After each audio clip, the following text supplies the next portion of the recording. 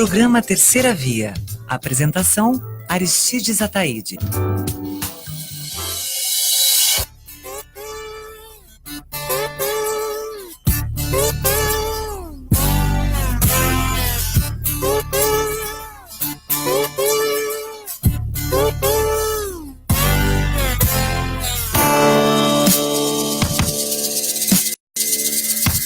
Bom dia! Oba, dia 9 de dezembro de 2018, nós damos início a mais um programa Terceira Via, o seu caminho de justiça e cidadania. O programa Terceira Via é uma iniciativa do Observatório de Justiça e Conservação, em parceria com o Instituto Positivo, Hospital Pequeno Príncipe, Instituto Legado e ISPVS. E hoje nós temos a honra de receber nos nossos estúdios Clóvis Borges, diretor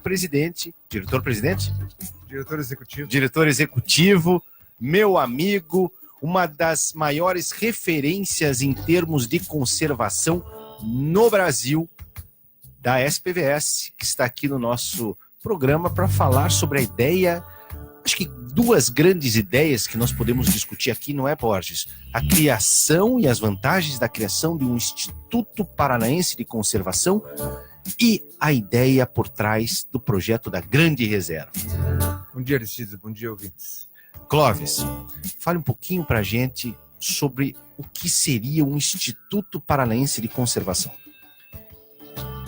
Nós temos uma estrutura nos órgãos ambientais do Estado que, historicamente, não permitiu que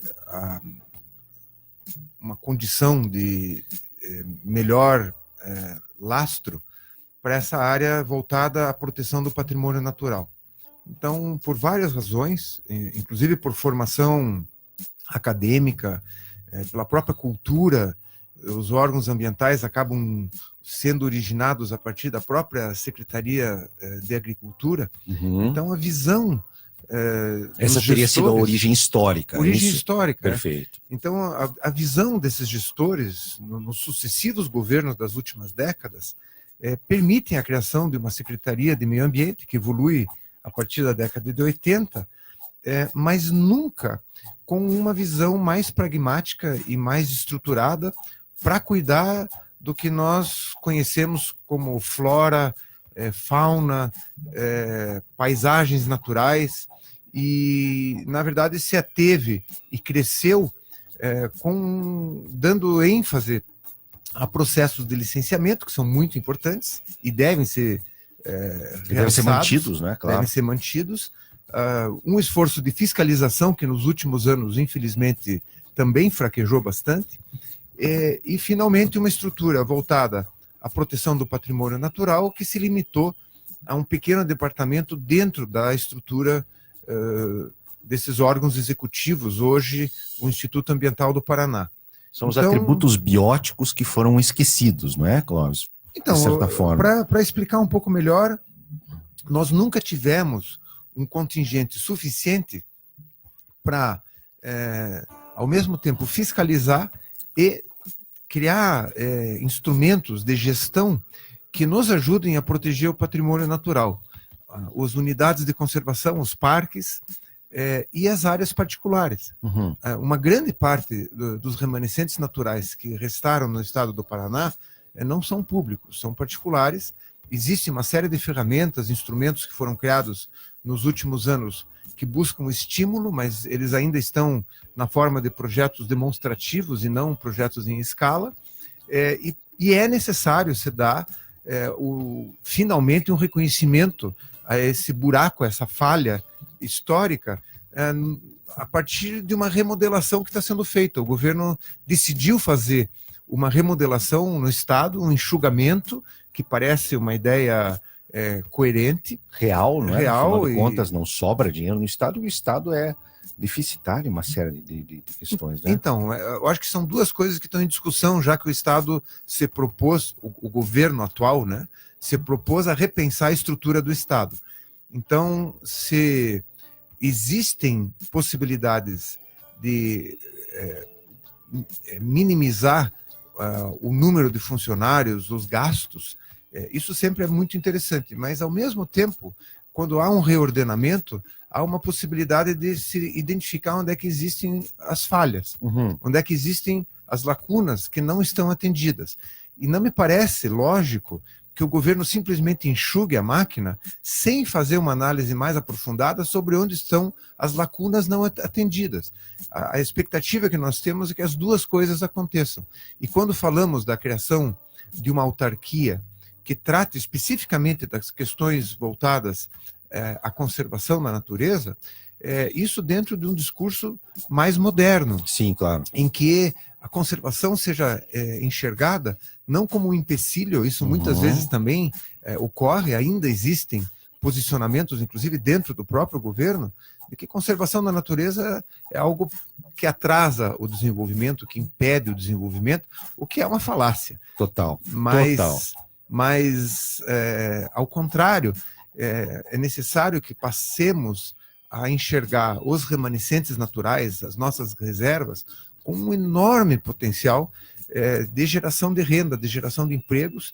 Nós temos áreas espetaculares no nosso estado, é um estado muito beneficiado com paisagens naturais realmente extraordinárias. A única área que já é explorada com uma certa competência é a região do Parque Nacional do Iguaçu, que recebe quase 2 milhões de turistas, e uma parte desses, cerca de 50%, turistas estrangeiros. 2 milhões de turistas. Está chegando perto de 2 milhões de turistas. Fantástico. 2 milhões de turistas que estão sendo motivados a visitar uma paisagem natural. Em função de um fenômeno natural, que são as cataratas, e um parque nacional extraordinário, com 190 mil hectares. Uma população de onças pintadas e toda uma riqueza de flora e de fauna justamente inigualável. Que é pouco explorada, esse é um ponto. Os 2 milhões podem parecer um número expressivo aqui no Brasil, mas ele é inexpressivo se você comparar com a Costa Rica, por exemplo, que é um país muito pequeno, deve ter menor do que o tamanho do Paraná, e consegue fazer com que o turismo de natureza seja a principal moeda de entrada do país. Eu levantei os dados da Costa Rica, Clóvis, coincidentemente. Costa Rica recebe 40 vezes mais turistas motivados para visitar a natureza do que o Brasil. A Costa Rica é do tamanho do Sergipe. Isso. Então, com esses dados, dá para perceber que o potencial de exploração desse tipo de atividade, que o turismo que mais cresce no mundo, e é um negócio, é uma indústria, é uma geradora de emprego, é uma geradora de renda. E aí existe uma sutileza que precisa ser percebida pelo poder público. Se não houver qualidade nessas áreas, se essas áreas não estiverem bem protegidas, bem geridas, não vem turista. Claro. Nenhum turista quer ver a área degradada. Então as pessoas vêm atraídas, você acabou de citar as onças. As onças ocorrem hoje no Parque Nacional do Iguaçu, ocorrem na nossa Serra do Mar, estamos voltando a ter ocorrências aqui na Serra do Mar de onças pintadas, uma sequência de observações muito interessante, que mostra até uma recuperação das populações, e isso é o que interessa, em última instância, na hora de escolher, na hora de alguém da Europa, nos Estados Unidos, fazer uma escolha sobre o local que queira visitar. Eu quero visitar uma área bem protegida, que tenha fauna exuberante, que tenha paisagens exuberantes. O Paraná, a despeito da incrível destruição que foi causada em nosso estado, prejudicando, por exemplo, na parte do Planalto, a gente praticamente não tem mais grandes remanescentes, e a floresta com araucária, os campos naturais praticamente já desapareceram, tem apenas pequenos fragmentos, mas mesmo esses fragmentos, se bem manejados, a região da Escarpa Devoniana está sendo preconizada como uma área para desenvolvimento de turismo. O governador manteve um discurso em sua campanha de que quer prestigiar o turismo e entende que turismo de natureza tem um potencial muito grande. Então, sem uma agência interessada em garantir uma gestão qualificada desses recursos naturais, desse patrimônio natural, o turismo não vai ter expectativas de crescimento da maneira com que o potencial se mostra. E o turismo, ele traz benefícios, o turismo obviamente bem estruturado, o turismo que possui o produto na entrega final, ele traz benefícios diretos, quais sejam a visitação dos turistas e os dólares e euros que ficam aqui no país, e traz benefícios indiretos também. A partir do momento em que se visita um remanescente natural bem preservado, um remanescente natural que causa esse impacto positivo, isso pode ser levado à marca dos produtos que são exportados pelo mesmo país. A Austrália e Nova Zelândia são muito, muito competentes nesse quesito.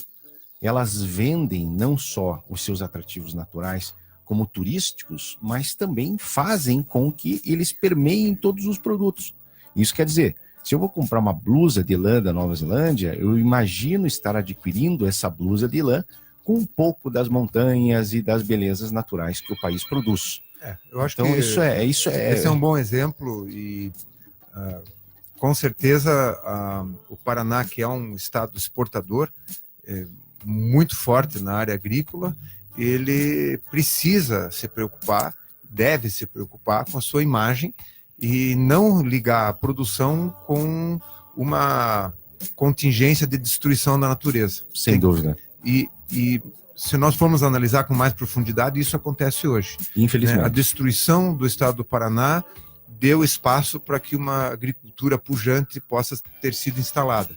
Mas nós temos que reverter essa imagem e nos aliar justamente ao setor produtivo, à agroindústria, às indústrias que hoje existem no Paraná, para que entendam de que nós temos um rótulo, temos uma imagem de extrema qualidade que pode ser revertida em um ativo, que é justamente as nossas paisagens naturais, a nossa flora, a nossa fauna, e que, novamente, o enfoque que nós estamos dando nessa conversa é por que o governo do estado, nessa remodelação, deve se ater à criação, pela primeira vez, inovadora. Isso também parece ser a cara do novo governador, o gosto pela inovação, o gosto por assumir agendas não assumidas pelos gestores anteriores, a partir de uma inteligência que alia o desenvolvimento com a proteção do meio ambiente. O discurso dele é exatamente esse, na condição de que um órgão passe a cuidar especificamente do que nós chamamos de agenda verde, enquanto outra autarquia que já está planejada cuide da agenda marrom, explicando melhor todos os aspectos de poluição, os processos de licenciamento. Existe uma agenda ambiental muito vasta e expandida, que não é apenas a questão do patrimônio natural, não é apenas tratar dos remanescentes naturais. Da conservação. A agenda de meio ambiente, que é uma expressão muito mais genérica, é extremamente vasta e precisa ser atendida pelo governo. E precisa incorporar uma série de coisas que, por exemplo, há 20 anos atrás nem existiam como responsabilidade. Então, nós temos hoje vários outros tipos de poluições que precisam ser tratadas, monitoradas, e essa agenda marrom, que trata de saneamento, por exemplo, e que trata de toda uma parte tecnológica de acompanhamento de aspectos de poluição, ela deve ser tratada com muito cuidado e deve o licenciamento também, não é? E o licenciamento, que é um Sem aspecto dúvida. Estratégico e que precisa ser isento e que precisa ser responsável, o que não vem acontecendo nos últimos anos, infelizmente. Vivemos 8 anos muito tristes para o meio ambiente, não é, Cláudio? Então, o que nós estamos falando é que o Estado está se reestruturando, reconhece falhas do passado, e os últimos 8 anos foram muito problemáticos, né, no setor ambiental, mas que essa agenda marrom possa ser atendida ao mesmo tempo em que se abre uma porta, pela primeira vez, como nós estamos falando, para que a agenda verde, a agenda da conservação do patrimônio natural, seja atendida dentro dos requisitos mínimos. E aí entra um outro contingente que talvez os ouvintes não tenham conhecimento, que é o nosso batalhão de polícia ambiental, que é um contingente de 500 homens, que é insuficiente, na verdade. Nós temos em outros estados já, além de uma estrutura, a criação de outros batalhões para poder atender o território. Nós precisaríamos aumentar o nosso contingente do batalhão de polícia ambiental para fazer justamente o trabalho de campo que os órgãos ambientais, os outros órgãos, não têm mais condição de fazer. Quem faz fiscalização contra a caça, contra a pesca ilegal, contra desmatamento, é o batalhão de polícia ambiental, e ele precisa estar inserido de uma forma muito consistente nesse novo contexto que nós estamos pleiteando junto ao governo. Há necessidade, obviamente, dessa presença coercitiva em alguns casos, para que se impeça a caça, para que se impeça a derrubada, para que se impeça mesmo a instalação de alguns empreendimentos muito questionáveis. Agora, Clóvis, me chamou a atenção nas nossas últimas conversas a insistência, uma insistência, obviamente, super coerente de colocar natureza como setor produtivo. Ou seja, não se fala mais natureza como aquele algo estático, algo que deve ser visto simplesmente como uma obra de arte ou como um monumento. Produção de natureza é um novo termo. Produção de natureza é o que nós buscamos. E ao falarmos em produção de natureza, nós colocamos também a conservação junto ao setor produtivo. Porque, ao final de contas, nós estamos produzindo água, nós estamos produzindo oportunidades para o turismo, nós estamos produzindo a marca do Estado, nós estamos produzindo essências, nós estamos produzindo biodiversidade, nós estamos produzindo, isso eu considero muito importante, energia, inclusive, para fomentar os outros setores. Sem a natureza conservada, não existe água. Sem a natureza conservada, alteram-se os ciclos climáticos, portanto, impede-se a geração de energias através de fontes renováveis. É isso, não é, Clóvis? Natureza como aliada da produção e como essencial à produção. Veja, é muito oportuno você citar essa expressão, porque ela é uma expressão instigante e provoca, de uma forma frontal, o setor produtivo, que ainda está no século passado, em alguns casos, quando se refere à natureza como um passivo, como um atrapalho. O termo produção de natureza, ele alia duas palavras que nunca conversaram muito bem, né? A produção, que direciona um sentido de desenvolvimento, de crescimento da sociedade como uma forma de evolução, e a natureza como algo que tem que ser substituído para que o desenvolvimento aconteça. Então, o século passado conversou muito com essa antítese entre a conservação não conversa com o desenvolvimento, para produzir eu tenho que destruir a natureza. Tem muita gente que ainda mantém esse discurso, infelizmente. Como diz nosso amigo Zé Álvaro, isso não é moderno, né? Não é moderno. Isso não é uma coisa moderna. Quem fala isso não virou século. Então, bom, eu acho que essa é uma provocação muito interessante, porque faz com que, especialmente as novas lideranças, os jovens que estão nos diversos setores da economia, possam perceber que explorar a questão da conservação como um dos aspectos de produção é muito inteligente e, ao mesmo tempo, uma enorme oportunidade para nós podermos evoluir na qualidade dos negócios e na perenidade desses negócios, incluindo a própria agricultura. Então, ao mesmo tempo que nós falamos agora há pouco em turismo, e o turismo como uma moeda que depende de áreas bem conservadas, áreas que extravasem natureza, que é uma outra expressão curiosa, o extravasamento de natureza em áreas naturais, em especial em áreas de grande porte, permite um atrativo para você criar um destino turístico internacional. Sem esse extravasamento, áreas degradadas, áreas pressionadas com caça, que não são fiscalizadas, que não são controladas, que não têm uma boa gestão, elas não vão ser atrativas e não vão gerar essas riquezas. Mas, ao mesmo tempo, você se referiu com bastante propriedade à existência de alguns insumos básicos para a existência de negócios, que é a água, que é a polinização da agricultura, que é a conservação de solos, que são os insumos básicos que, de uma certa forma, vêm sendo ignorados e que, de certa forma, também comprometem o futuro se nós não tivermos uma reversão nessa posição. A manutenção de áreas naturais dentro do território, numa determinada porcentagem, é fundamental para a produtividade das atividades. Nós quase paramos a cidade de São Paulo, vamos resgatar essa informação, claro, há mais ou menos 5 anos atrás, por causa de uma crise hídrica. E a crise hídrica aconteceu, e vai acontecer muitas outras vezes, o fenômeno voltado, né, às mudanças climáticas, de você ter esses picos, esses pontos altos, tanto de seca como de enchentes, vai passar a acontecer com mais frequência, já está acontecendo. Mas, ao mesmo tempo, a falta de resiliência da cidade de São Paulo ocorre pela destruição sistemática de todas as áreas naturais no entorno dessa cidade. A região metropolitana de São Paulo está praticamente destruída, impedindo a existência de mananciais com cobertura natural. O que, por exemplo, em Curitiba já não acontece. Então, quando a gente fala de negócios, é importante mostrar que pode ser importante para Curitiba um posicionamento estratégico de proteger o seu entorno, da própria cidade de Curitiba, conversar com a região metropolitana para proteger os remanescentes naturais, para se diferenciar de São Paulo e para atrair negócios. Então, é uma vantagem competitiva. Claro. Então, se a gente não colocar inteligência na nossa agenda de desenvolvimento, nós vamos ser um desenvolvimento brucutu, não só do século passado, mas talvez de 2 séculos atrás, em que a destruição da natureza sistemática vai chegar num ponto em que os negócios vão ter que parar.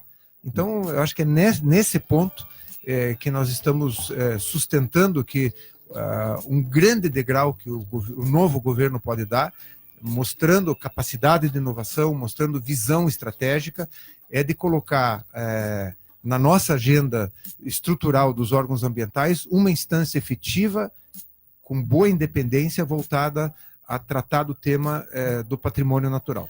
Daqui a pouco nós vamos conversar novamente com o Clóvis, falando sobre desenvolvimento não brucutu, desenvolvimento inteligente, desenvolvimento moderno, conservação e produção de renda, produção de riqueza, produção de oportunidades aqui para o Paraná. Nós vamos dar uma paradinha para o nosso intervalo e vamos trazer também para os nossos ouvintes e assistentes na internet o Livre Jor. Nós estamos a 1.009 metros de altitude, 22 graus em Curitiba, no dia 9 de dezembro, o programa Terceira Via, o seu caminho de justiça e cidadania. Terceira Via. Apoio. Instituto Positivo, SPVS, Instituto Legado e Hospital Pequeno Príncipe.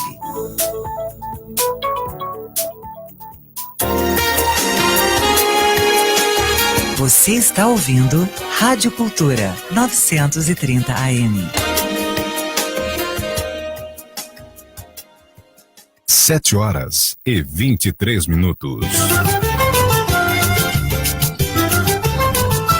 Você está sintonizado na Rádio Cultura de Curitiba, AM 930. Fique com a gente. Em breve, muito mais informação e música de qualidade no seu dial.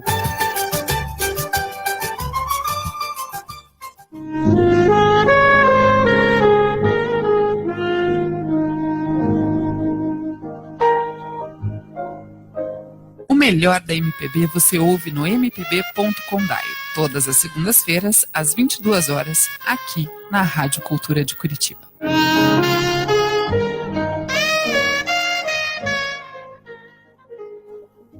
Quer ter a sua marca anunciada pela Rádio Cultura de Curitiba? Mande um e-mail para comercial@cultura930.com.br. Programa Terceira Via. Apresentação: Aristides Ataíde.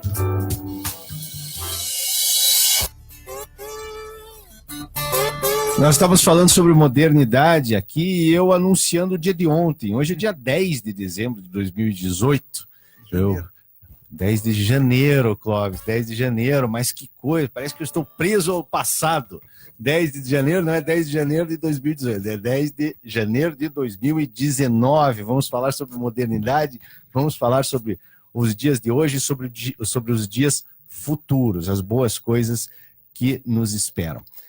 Nós vamos escutar Livre Jor e daqui a pouco nós voltamos com a nossa conversa com Clóvis Borges. Bom dia, pessoal. Bom dia, audiência do programa Terceira Via. Bom dia, Aristides. Bom dia, Márcia. Aqui é José Lázaro Júnior, no Livre.jor. E a gente está, nesse ano novo, em 2019, acompanhando os desdobramentos das novas administrações, tanto no governo federal quanto aqui no governo estadual. E vale a pena discutir, nesse comecinho de ano, 3 medidas divulgadas pelo governador Ratinho Júnior, que acabou de tomar posse, que tem a ver com a economia de gastos. Ele anunciou a redução de 20% no custeio das secretarias do Estado. Disse que vai congelar o próprio salário para evitar uma escalada nos gastos do funcionalismo, que são atrelados a quanto ganha o governador. E anunciou uma revisão dos contratos vigentes no governo do Paraná. Nenhuma dessas medidas é novidade. E para isso que a gente queria chamar a atenção nessa primeira coluna do ano. Talvez a audiência lembre que em 2012 o governador Beto Richa, também nesse discurso de assumir no governo, reduzir os gastos que ele adquiriu vindos da administração anterior, ele assinou um decreto cortando 20% do custeio das secretarias, que é a mesma coisa que o Ratinho propôs agora. A gente está tentando levantar junto ao governo se essa redução de 20% em 2012 foi de fato aplicada, porque se ela foi de fato aplicada há 6 anos, 7, e for novamente aplicada agora, significa uma redução no custeio da máquina pública no Paraná de 40% em 7 anos. Mesmo que houvesse uma gordura para ser queimada, é difícil você imaginar um impacto positivo na redução do custeio da segurança pública, da saúde e da educação em 40% em 7 anos, mesmo com o crescimento da arrecadação do Estado. Então isso é algo que tem que ser discutido e tem que ficar no radar da gente agora nesse começo de ano. A gente vai apurar esses números, a consequência deles, e trazer no futuro bem próximo, mas é bom que a nossa orelha já levante. Quando o governador fala que vai reduzir 20% os gastos, e outros já fizeram isso antes dele, a gente pode estar vendo um sinal concreto de redução preocupante, além do possível, talvez, dos serviços públicos no Estado. É algo que a gente tem que discutir. Não dá para criticar a medida é bem interessante, sempre queimar as gorduras que tem na gestão, otimizar os recursos, isso é sempre interessante. Mas quando essas medidas de corte começam a se acumular, a gente tem que refletir sobre elas mais criticamente, não tomando qualquer anúncio como algo positivo. E aí tem essa questão dele ter anunciado o congelamento do próprio salário. Bom, isso também já ocorreu na gestão anterior. Em 2015, o governador Beto Richa também congelou seu próprio salário da vice e dos secretários.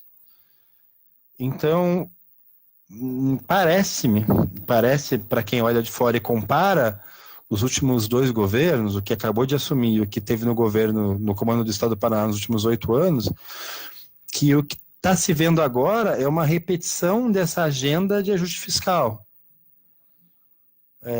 O congelamento do salário, ele tem um impacto mais imediato, óbvio, do que a redução do custeio em 20%. Ele, de fato, estabelece um teto e mantém esse teto para os gastos do funcionalismo. Isso é interessante para o governo do Paraná no momento em que ele está com os gastos com o pessoal dentro das linhas de limite do Tribunal de Contas, em que qualquer aumento que não for bem planejado pode levar o governo a ser censurado pelo Tribunal de Contas e ser proibido de fazer contratações novas de qualquer espécie.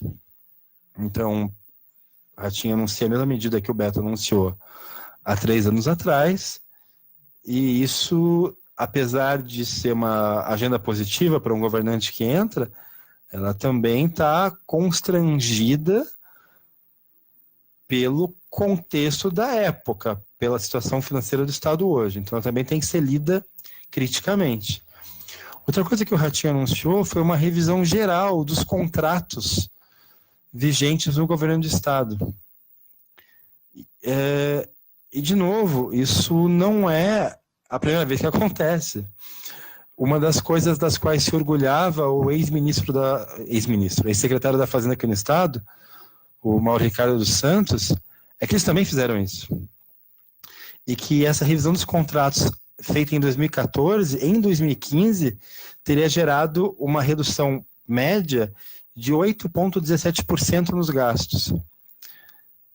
Dizem eles aqui uma notícia oficial publicada no governo do Estado, abre aspas, que dos 2.686 contratos administrativos em vigor, 306 foram renegociados, o que representou uma economia de 136 milhões. Somente nos contratos de conservação e limpeza, a redução real de despesas foi de 14%, afirmou o secretário. E ele anunciava isso, a revisão das estruturas de 5 secretarias. Ratinho propôs a mesma revisão de órgãos agora no começo do mandato dele. E, quando o Mauro Ricardo chegou, ele cortou 1.000 cargos em comissão. Bom, e o Ratinho, a primeira coisa que fez foi exonerar comissionados e agora está refazendo essas contratações conforme a necessidade. O que a gente quer chamar a atenção com isso é que todo noticiário precisa ser lido criticamente, precisa ser lido historicamente e devidamente contextualizado. Num primeiro momento, um corte de 20% no custeio, congelamento do salário do governador, revisão dos contratos, reestruturação administrativa e redução de comissionados, obviamente são pautas positivas.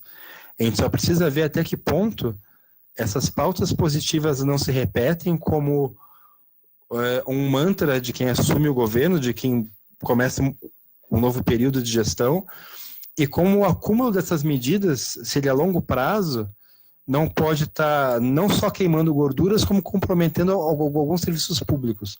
Como a gente disse no começo, esse acúmulo de 20% mais 20% no custeio das atividades de saúde, educação e segurança pública no Paraná. A gente vai aprofundar esses dados, mas eu acho que esse alerta, nesse começo de ano, ele é bem importante. Então, fica esse pedido de atenção, de uma leitura crítica das notícias oficiais do governo do Paraná, e vamos para frente, que 2019 promete ser um ano bem agitado na cobertura política, tanto no Paraná quanto no Brasil. Obrigado pela atenção, pessoal. Até logo. Até mais. Você está ouvindo Rádio Cultura 930 AM.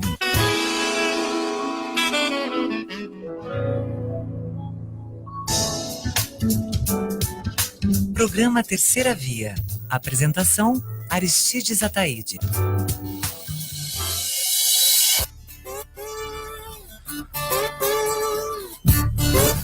Dando continuidade ao programa Terceira Via, o seu caminho de justiça e cidadania, uma iniciativa do Observatório de Justiça e Conservação.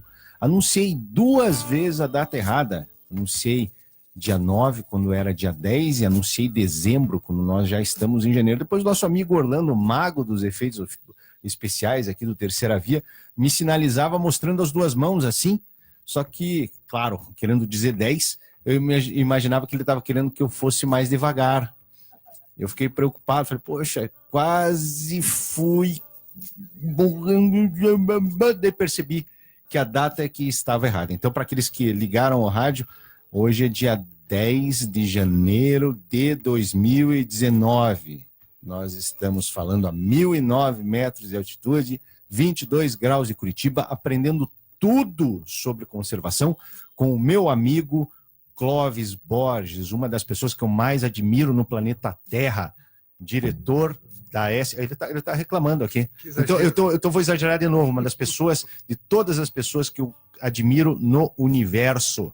Vamos deixar mais claro ainda. Clóvis Borges, diretor da SPVS, responsável por ações fantásticas como a criação de RPPNs no litoral, que hoje garantem, por exemplo, ao município de Guaraqueçaba e ao município de Antonina, uma receita muito interessante proveniente do ICMS ecológico. Em homenagem ao Clóvis e suas ações, em homenagem à nossa querida Bianca, que hoje já é passarinho, eu vim com a camiseta, uma camiseta da RPPN do Bicudinho do Brejo. E as RPPNs, as reservas particulares de proteção natural, são importantes fatores, são importantes instrumentos também, de certa forma, acessíveis aos particulares, que propiciam a geração de natureza, mas que podem ser ainda mais aperfeiçoadas, não é, Clóvis? Então, essa é uma modalidade que surge no Paraná, ao mesmo tempo que no âmbito nacional, na década de 90, e que permite que uma propriedade particular delimite uma determinada parte da propriedade, não precisa ser integral, para constituir uma reserva particular. E essa reserva particular, uma vez aprovada, ou pela instância federal ou pela instância estadual, passa a fazer parte do Sistema Nacional de Unidades de Conservação, que é o SNUC, e, portanto, cooperando com uma agenda de conservação da natureza. O que passa, nesse histórico já de quase 30 anos da existência dessas reservas, e o Brasil é um dos poucos países do mundo que tem essa modalidade, Interessante, eu não sabia como disso. estrutura oficial, né?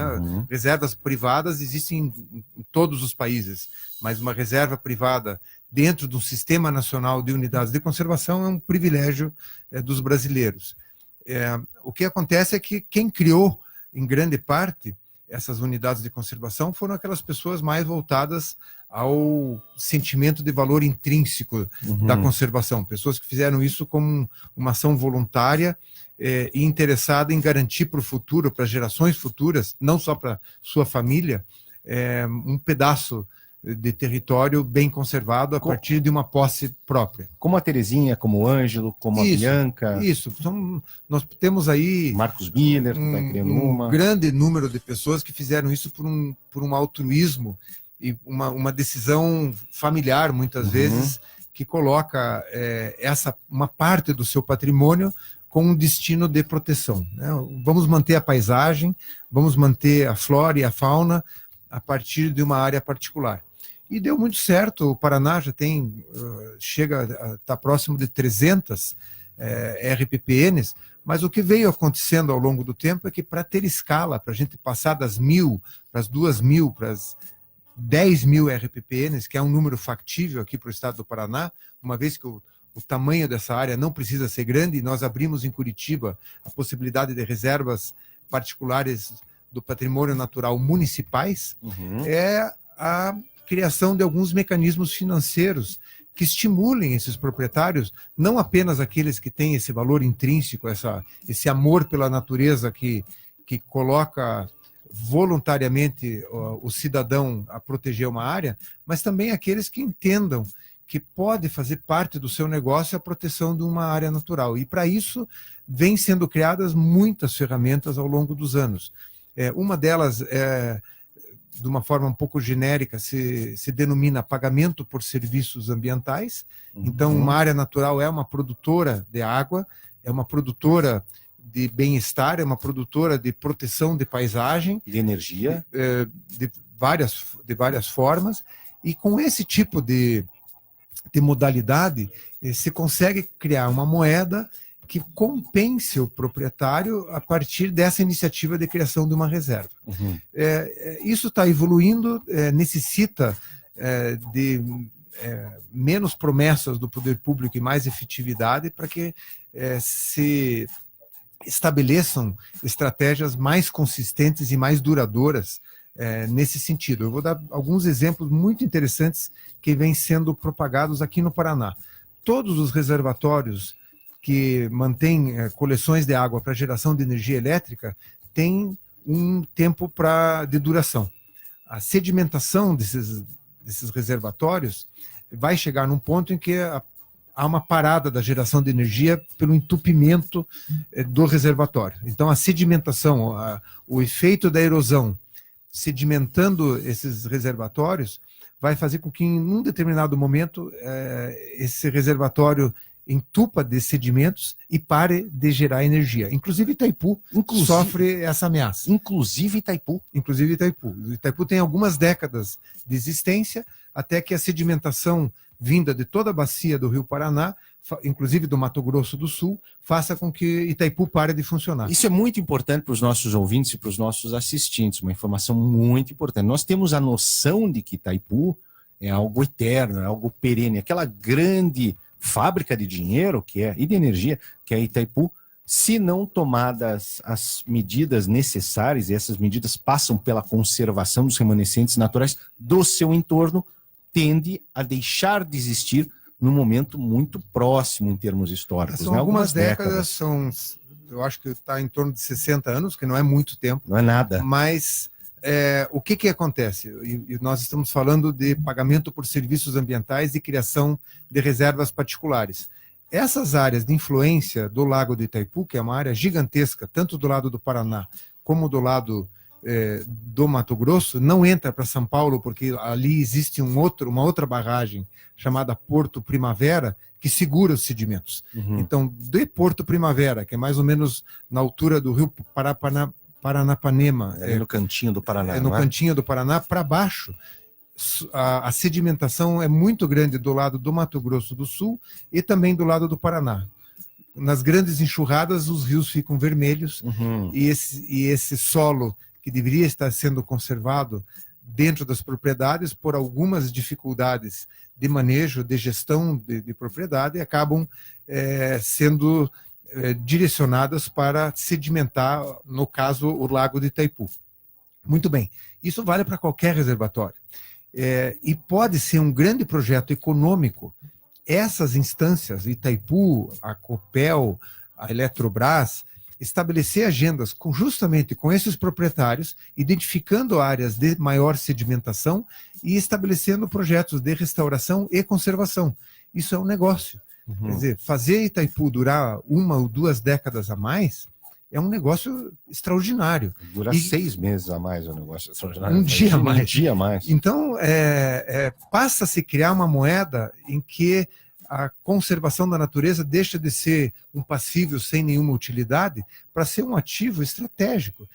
Isso vale, por exemplo, para o Porto de Paranaguá. A nossa Serra do Mar, o professor João José Bigarella, ao longo de décadas, chamou a atenção de que o Porto de Paranaguá depende da boa conservação da Serra do Mar. Um abraço aos nossos amigos da FUNABI, uma instituição da qual eu tenho a honra de fazer parte do Conselho Curador, Mônica, Ruaro, a Sony e ao Glaucon, que sempre nos prestigiam aqui no programa Terceira Via, que já estiveram aqui conosco, Clóvis, algumas vezes. Então, o professor João José Bigarella foi um cientista conservacionista, dos poucos que existem no nosso país, que chamou muito a atenção sobre o efeito de um eventual uso desregrado da nossa Serra do Mar. Uma vez desmatada, ela causaria um assoreamento de tamanha envergadura que entupiria o Porto de Paranaguá. Mas, apesar desses chamamentos, a nossa Serra do Mar vem sendo utilizada de forma equivocada em alguns casos. Apesar de ainda ter um grande contínuo, nós temos atividades que geram erosão e que fazem com que o Porto de Paranaguá e as empresas que usam o porto despendam um valor absurdo, próximo de R$1 bilhão a cada 5 anos, vamos para repetir, fazer dragagem. Vamos repetir esse valor? Quanto que é? R$1 bilhão são pagos. R$1 bilhão. Num valor cotizado entre as diferentes empresas que usam o Porto de Paranaguá para fazer a dragagem.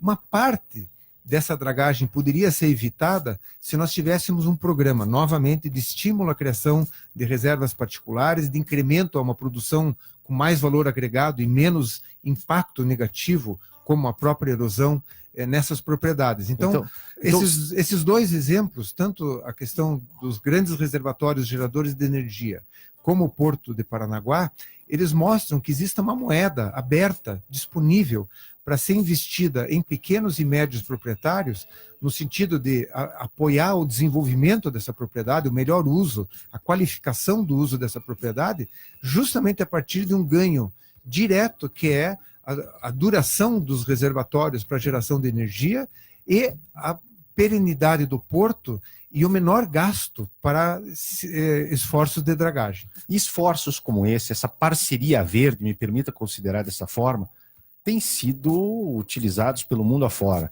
Nós percebemos que cada vez mais as nações desenvolvidas buscam aumentar as suas unidades de conservação, a sua área florestada. Eu gosto de citar sempre aqui no nosso programa 2 exemplos que me encantam sobremaneira, o exemplo de Israel e o exemplo da Califórnia, que cada dia expandem um pouquinho mais as suas áreas com cobertura vegetal. A princípio, pareceria que não existiria espaço, principalmente Israel, para esse tipo de iniciativa, mas, é claro, nós estamos falando de um país minúsculo, num país muito complicado, como todos vocês sabem, surgem unidades, muitas particulares, a cada dia que passa. O Japão tem 80%, do território com cobertura vegetal que é manejada, que tem uma série de usos distintos, inclusive turismo. A Alemanha tem 60% de área, 60%, e é hoje um país de alta tecnologia, muito desenvolvido, com uma qualidade de vida excepcional. Então, eu acho que o Brasil paga uma conta ainda, nós usamos esse termo do século passado, de um uso inconsequente do território, né? Um uso não muito produtivo do território. Então, essa é um câmbio, uma mudança que nós precisamos trabalhar. Enquanto produtor de commodity e um grande exportador de grandes volumes, o Brasil pode, ao longo das próximas décadas, se estruturar a ponto de manter em parte esse tipo de produção, mas ter uma inteligência que traga mais tecnologia e mais qualificação nessa produção para que a gente possa exportar menos commodities e mais produtos elaborados a partir de produções como a produção pujante da agricultura e pecuária que nós temos aqui no país. O professor Bigarella gostava muito de associar a questão da proteção ambiental. Ele sempre utilizava essa expressão, proteção ambiental, uma expressão que diz bastante respeito à década de 70, 80, 90, com a questão da segurança nacional.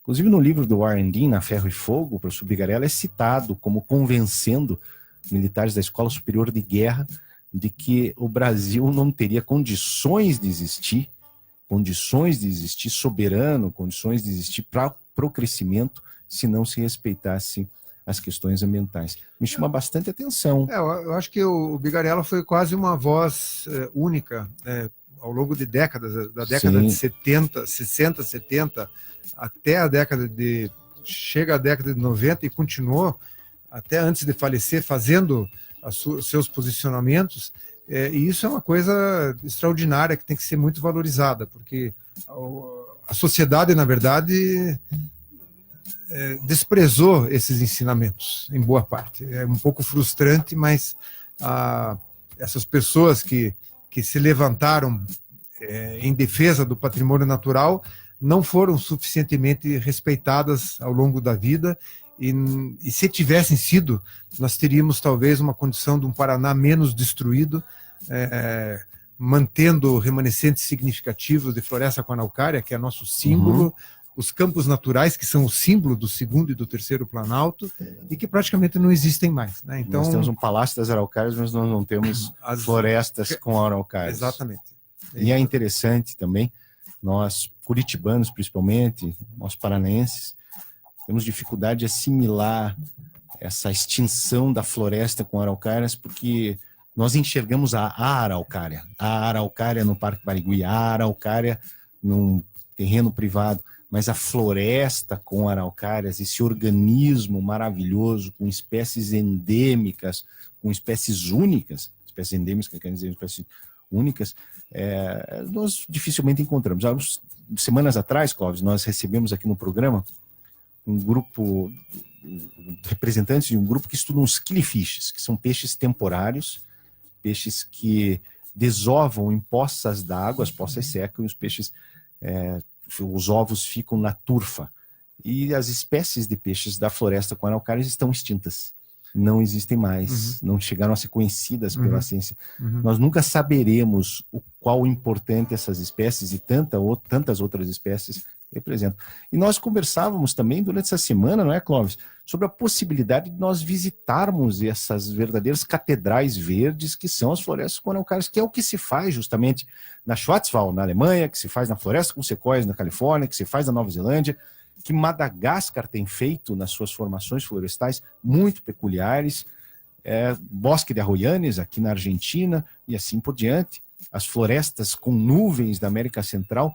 Nós poderíamos desenvolver um turismo de florestas com araucárias, beneficiando os proprietários dos remanescentes naturais, beneficiando aqueles que buscam criar uma RPPN. Nunca é tarde para retomar uma agenda. No caso do Planalto, aqui no Paraná, com exceção do Parque Nacional de Iguaçu, que é uma área realmente expressiva, mais ou menos 1% do estado, de resto nós temos fragmentos bem menores. Mas mesmo assim houve, por parte do Ministério do Meio Ambiente, na primeira parte primeira década dos anos 2000, a criação de algumas unidades de conservação. O Parque Nacional dos Campos Gerais é um dos exemplos, que ainda é bastante polêmico, porque parece que a região de Ponta Grossa não aceitou a criação do parque, e eu acho que a ótica foi de que o parque ainda não foi desapropriado, é verdade, e essa é uma agenda que tem que ser assumida, mas que é, de alguma maneira, um dos remanescentes de floresta com araucária importantes, e também guarda porções de campos naturais igualmente importantes. Mas, enfim, existem remanescentes naturais ainda no estado, alguns maiores, outros menores. Nós temos aqui na Serra do Mar uma área contígua que é muito impressionante, que entra no estado de Santa Catarina e entra no estado de São Paulo, ao norte. Nós temos aí um contínuo de quase 1,5 milhão de hectares, que é quase inacreditável. Você ter próximo de cidades como São Paulo, Curitiba e Joinville, uma massa de áreas naturais contígua, em boa parte em bom estado de conservação, e que representa aí um potencial muito interessante e com condição de já fazer atendimento a como nós falamos há pouco, um destino turístico de nível internacional, como esses exemplos que você coloca. Esse grande contínuo seria a grande reserva. Nós temos feito um esforço entre muitas instituições de estabelecer um conceito de que esse território, independente das fronteiras estaduais, é um contínuo. Esse contínuo é real, não é uma figura de retórica, e esse contínuo é o que permite a existência do que nós chamamos de topo de cadeia, que são os grandes animais, desde... Só para lembrar, topo de cadeia não são aqueles caras que foram presos na Lava Jato, não, que estavam no topo e foram para a cadeia. Topo de cadeia é outro conceito. Então, topo de cadeia são justamente essa parte da nossa fauna que está no topo da pirâmide, que são os grandes predadores, né, como a onça-pintada, os grandes herbívoros, como a anta, como os porcos do mato, as águias, né, a arpia. Infelizmente, nós não temos mais ocorrências de arpias, que é o símbolo, o brasão do Paraná tem arpia. A arpia está praticamente extinta do Paraná, se não extinta, mas algumas outras espécies, e que mostram que uma área tem saúde em termos de conservação quando está presente o topo de cadeia. E para ter topo de cadeia, você precisa de grandes áreas. Então, essa região da costeira, em que envolve a Serra do Mar e planície, no estado do Paraná, no estado de São Paulo e em boa parte do norte de Santa Catarina, é um grande contínuo que permite a existência ainda de populações viáveis desses animais de topo de cadeia, e, portanto, se transforma numa área de extraordinário potencial para a exploração de atividades turísticas que já estão em curso. Você tem uma série, uma centena de pequenas pousadas, de negócios sendo desenvolvidos. Eu queria aqui fazer um reporte até de uma visita que eu fiz para um parque estadual em São Paulo, e São Paulo deveria ser exemplo para o estado do Paraná. Nós deveríamos nos vislumbrar o que São Paulo fez nas últimas décadas com seus parques estaduais e seguir e tentar correr atrás do prejuízo. São Paulo é um exemplo nacional de estrutura, de capital humano, de controle e de uso a partir de turismo dos parques. O PETAR, para você ter uma ideia, que é o Parque Estadual Turístico do Alto Ribeira, onde tem a Caverna do Diabo, ele foi implantado na década de 60, antes do fenômeno da Costa Rica, o que é uma coisa muito impressionante, né? A Costa Rica explode na América Central como país da conservação e que faz dinheiro com a conservação, e São Paulo, com o PETAR, na década de 60, começa a estabelecer um processo de visitação pública que hoje existe e que movimenta a economia de municípios no entorno a partir do turismo. Parques muito bem estruturados. O exemplo que eu queria dar, Aristides, é no Parque Carlos Botelho, em que nós conhecemos uma dupla de jovens, um filho de guarda-parque do Parque Estadual de Carlos Botelho, que se especializaram com pesquisadores que estuda uma espécie de primata, de macaco, chamado mono carvoeiro, que também ocorre no Paraná. Muriqui. Do Muriqui, E com esse aprendizado para fazer as pesquisas e localizar os grupos, as famílias dentro da floresta, se especializaram e, ao mesmo tempo, começaram a oferecer um produto para turismo. Ou seja, você pode hoje localizar essa pequena empresa de 2 jovens, chamado Monkey Safari. Olha que coisa fantástica. Marcar uma visita para o parque. Eles, 2 dias antes da sua visita, vão localizar esse grupo com GPS.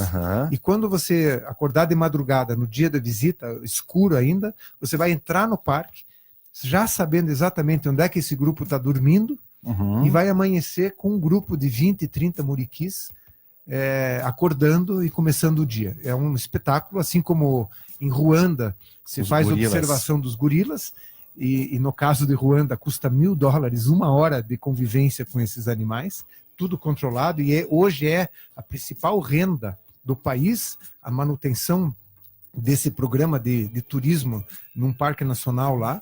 Até só trazendo mais um elemento, um programa em Ruanda, mantido inclusive pelas Nações Unidas, que entendeu que era a solução para Ruanda, um país solução econômica destruído Exatamente. por um genocídio dos mais violentos, Exatamente. ou o mais violento, desde a Segunda Guerra Mundial. Então, esse exemplo dos muriquis no Parque de Carlos Botelho, ele é emblemático e mostra que nós temos produtos, nós temos negócios a se estabelecer a partir da boa conservação.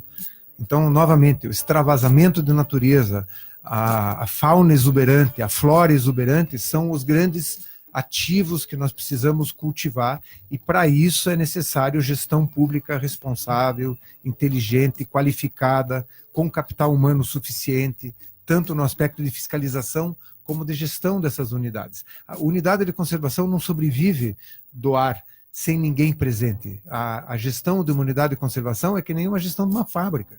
Você precisa ter capital humano para cuidar. E eu acho que uma boa parte dos gestores públicos ainda acha que você cria uma unidade de conservação e pode fechar a porteira para ninguém entrar. Está feito o negócio. Não é uma pena, é uma pena. Não é só ninguém entrar, mas muitas vezes ela é fechada porque não tem capital humano, não tem infraestrutura. Precisa de investimento dessas áreas para você proporcionar a visitação. E nós temos parques estaduais maravilhosos. Eu vejo o nosso Parque Estadual de Vila Velha aqui, aliás, onde deveria funcionar o Museu do Professor Bigarella, que tem parte do acervo do Professor Bigarella esquecido dentro do parque.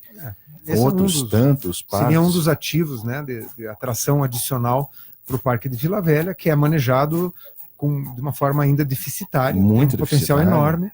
A própria, nós temos uma RPPN, só para dar um exemplo e citar um assunto que tratamos anteriormente, ao lado de Vila Velha, de mais ou menos 600 hectares, colaborando com a agenda de conservação, e que também tem, a partir desse proprietário, um ativo para ser mostrado para a sociedade. E, enfim, esse conjunto de áreas naturais, sejam elas de grande envergadura, como nós temos aqui na Serra do Mar e na região de planície, como temos no Planalto áreas mais fragmentadas, ainda são um grande ativo e precisam ser enxergadas pelo poder público como um bem, como um patrimônio. E não de graça nós insistimos no uso da expressão patrimônio natural. A sociedade entende, de certa forma, o que significa patrimônio cultural de um país. Nós tivemos recentemente uma situação bastante trágica, que foi o incêndio do Museu Nacional do Rio de Janeiro. É muito importante que a gente tenha uma percepção de que não foi um prédio que foi perdido. Claro. Foi um acervo de dimensões inimagináveis, que foi queimado por falta de um atendimento mínimo de segurança, por falta de orçamento. Então, nós temos que mudar um pouco a nossa civilização que se desenvolve nesse país. Ela precisa enxergar com um pouco mais de carinho, um pouco mais de responsabilidade, tanto o patrimônio cultural como o patrimônio natural, que são coisas que conversam. Você falou de museu a céu aberto.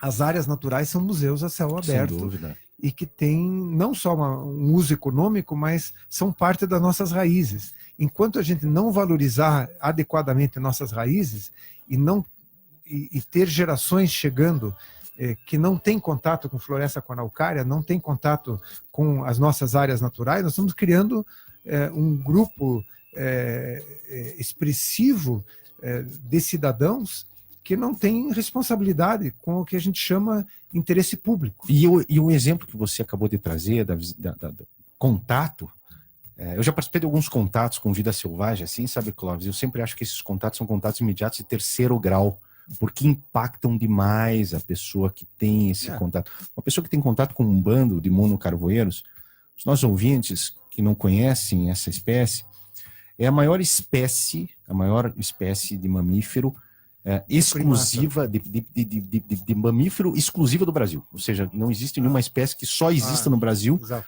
Do tamanho do monocarvoeiro, que é do tamanho de uma criança pequena. O maior primata do Brasil das Américas, é realmente um animal muito impressionante, muito pacífico, muito carismático, muito bonito, e que, se desenvolvido um programa de turismo bem feito, bem gestionado, pode atrair gente do mundo inteiro.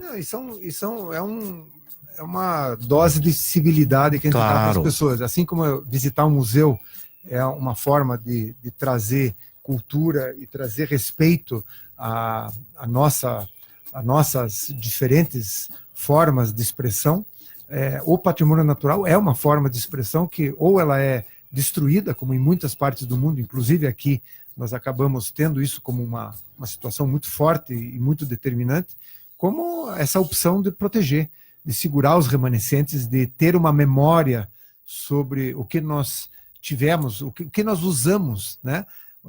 Nós criamos e desenvolvemos o Paraná a partir da destruição. Sim. Os ciclos econômicos que o Paraná teve foram baseados em extrativismo.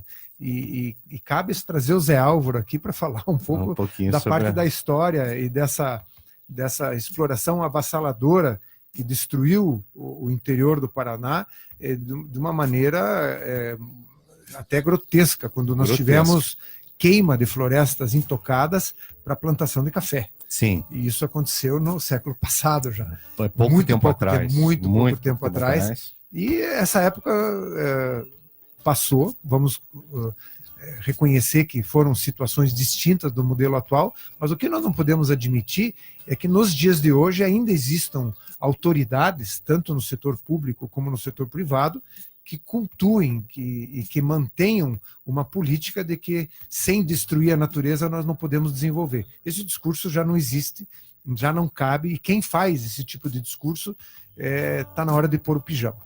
Bom, essa foi a primeira parte da nossa conversa com Clóvis Borges, que está trazendo a discussão, a possibilidade da criação do Instituto Paranaense de Conservação, ou Instituto de Conservação do Paraná.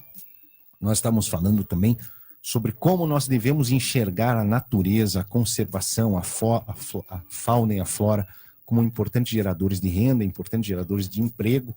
Ele citou um exemplo interessantíssimo do Parque Carlos Botelho, em São Paulo. Nós falamos sobre outras boas oportunidades que podem surgir no Paraná. E nós chegamos ao fim da nossa hora. O professor Viseu não chegou ainda, né? Ainda não chegou. Quem sabe nós damos uma emendadinha um pouquinho mais, Clóvis? Como é que nós estamos de horário? Sem nenhum problema. Que ótimo, que coisa boa. É sempre bom estar aqui com o Clóvis. É tão complicado. Não são muitas as pessoas que conseguem ter oportunidade de 2 horas de conversa com o Clóvis Borges, da SPVS, que está nos falando tudo sobre conservação e sobre oportunidades de geração de renda e de emprego associadas à proteção da natureza. Aqui no programa Terceira Via, o seu caminho de justiça e cidadania, uma iniciativa do Observatório de Justiça e Conservação, do Instituto Positivo, Hospital Pequeno Príncipe, SPVS e Instituto Legado. Outra coisa muito interessante, Clóvis, é que essas oportunidades não precisam estar associadas só ou diretamente, vamos colocar dessa forma, ao poder estatal. Algo como o Parque Nacional de Iguaçu gera oportunidades ao entorno. Isso quer dizer, um proprietário que possui um remanescente florestal próximo ao Parque do Iguaçu pode explorar o turismo, pode explorar atividades afins com a conservação de forma independente. Não, sem dúvida.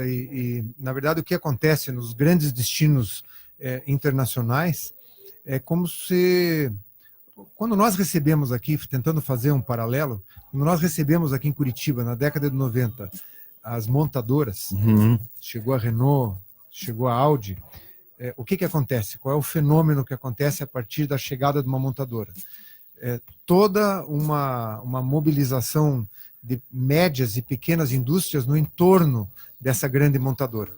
Uma área de conservação com características excepcionais, ou seja, um destino turístico internacional, tem o potencial de gerar o mesmo fenômeno. Excelente exemplo. Então, veja que o Parque Nacional do Iguaçu, que teve aí um incremento importante com uma terceirização de serviços, e que é um dos exemplos para o Brasil, para a gente estudar e melhorar esse processo de concessão, consegue, a partir da área pontual das cataratas, atrair 2 milhões de visitantes por ano, está chegando próximo desse número. E consegue dar um atendimento adequado, qualificado para esse visitante. O entorno do parque tem outros atrativos e que se misturam com aspectos da própria agricultura regional, né, a cultura da propriedade rural, os aspectos culturais da região. Itaipu virou um atrativo turístico, Sim, então sim. o polo chamado, em princípio, através das cataratas do Iguaçu, precisa descobrir o Parque Nacional do Iguaçu, precisa descobrir o entorno desse Parque Nacional com as outras múltiplas atividades que são atrativas. Não é só a natureza, é cultura, natureza, Culinária. culinária, a parte gastronômica, e roteiros extraordinários que podem ser desenvolvidos. Então eu diria que, embora o Parque Nacional do Iguaçu seja o nosso melhor exemplo, ele está arranhando apenas o campo a ser explorado. E isso deveria ser melhor interpretado pelas cooperativas agrícolas, pelas federações de agricultura que tanto combatem a conservação da natureza. Infelizmente, ainda temos uma confrontação desnecessária vinda justamente desses organismos. Deveriam enxergar a conservação como aliado há muito tempo, mas não só como um aliado para a geração de insumos como a polinização da agricultura, a água, etc., como um novo negócio. Claro. A escarpa devoniana, que foi combatida por produtores que entendem que o segundo Planalto tem que ser coberto por soja e pinos,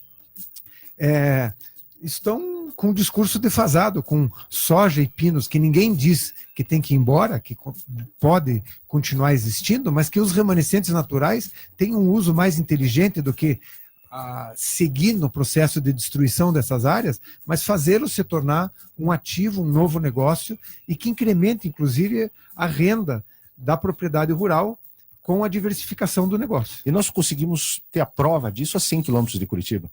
Se nós formos aí para Balsa Nova, São Luís do Purunão, se nós formos aqui para o nosso litoral, onde esforços levados a cabo por pessoas, nossos amigos, como Marcos Maranhão, Luciano Breves, que tem desenvolvido o turismo de observação de aves, no caso do litoral, que tem desenvolvido as cavalgadas e a bicicleta de montanha. O Ecoa Park, fantástico. Pousada Graciosa, que está associada à criação de uma RPPN, isso é uma das coisas interessantes, quando você cria uma pequena pousada, mas junto com isso você cria uma RPPN, e a água da RPPN é usada para fazer cerveja, você consegue um conjunto de elementos que fascinam e fazem com que o cliente tenha prazer, inclusive, em pagar um sobrepreço para estar num lugar como esse, em que os donos têm uma consciência e uma determinação de fazer um negócio alinhado com uma agenda de conservação que tem tudo a ver com a Estrada da Graciosa, né? Então, é muito importante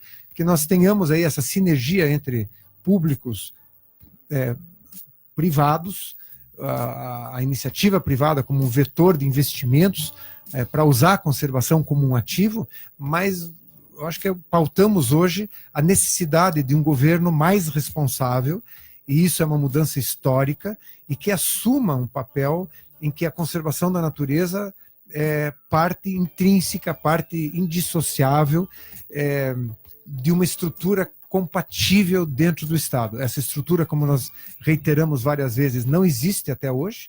Os órgãos ambientais não criaram até hoje uma capacidade de gestão nem das unidades de conservação e nem do patrimônio natural do Paraná como um todo. E está na hora, eu acho que essa nova gestão se abrindo para uma possibilidade de remanejamento, de reestruturação, cria-se então uma grande oportunidade para que uma instância, e nós defendemos que seja uma autarquia e não uma outra formatação, uma verdadeira autarquia responsável pela proteção e pelo uso do patrimônio natural do nosso estado. Fantástico, Clóvis. Primeira parte da nossa conversa com Clóvis Borges. Clóvis Borges me prometeu no intervalo que voltará aqui o nosso programa, afinal de contas a SPVS é uma das apoiadoras do programa Terceira Via, esse programa que tem trazido tanta informação sobre conservação, saúde, qualidade de vida, educação e o terceiro setor.